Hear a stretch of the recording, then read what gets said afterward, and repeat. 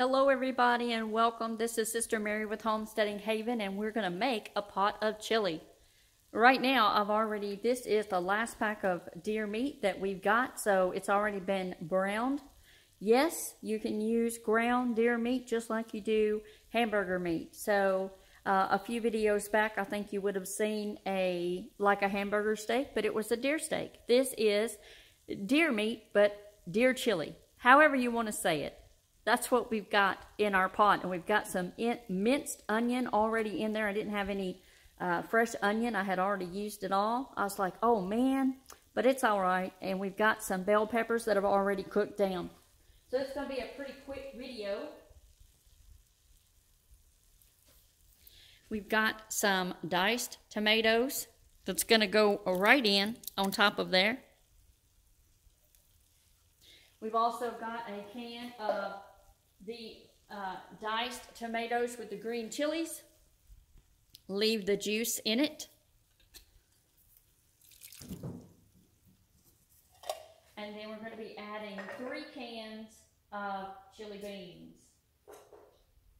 And I've got a little V8 juice if I need it. This is a mild chili bean.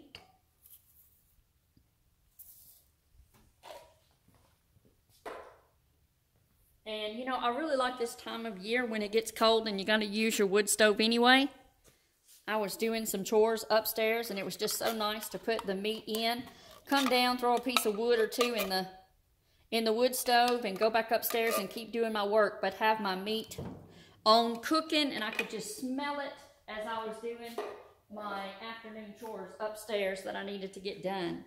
So that's done, and we're about to have our dinner ready. John has been out cutting and splitting wood this afternoon. That is something that never ends on a homestead. It is your wood preparation. During the summertime, you do take a little bit of break when it's, I don't know, around, you know, in the 90s. But as soon as it starts to cool off, that's when John likes to start on the wood for even next year. And he's been splitting some down even from this year.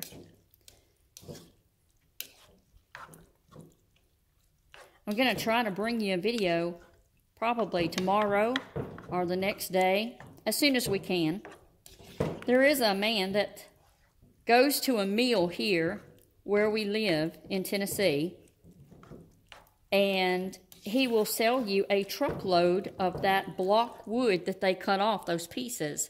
So we went by there, we talked to him, and, you know, somebody just blessed us and said, I want you to go and get a truckload of this to see if this will help you a little bit, not only for this winter, but, you know, just to give you a little bit of time to breathe and slow down. We got some weather coming in next week. It's going to be snowy cold once again. So there's our pot of chili, guys, and it went together so fast. You already saw that. As long as you've got your meat already done. Now, of course, chili and soups are always better the next day. And I even thinking about a pot of chicken and dumplings. Anything like that the juices get to just sit and keep marinating. We're going to enjoy it today, and hopefully there'll be enough left there tomorrow for a little bit of lunchtime or whatever it may be. But there's your chili. And it's just the perfect time of year. So we're going to put our lid back on in just a few minutes. Of course, I need to add some chili powder here in a few minutes. But to go over the recipe real quick again for somebody who doesn't ever fool with fixing a pot of chili because you just think, oh, it's just too much trouble. All I did was ground the meat.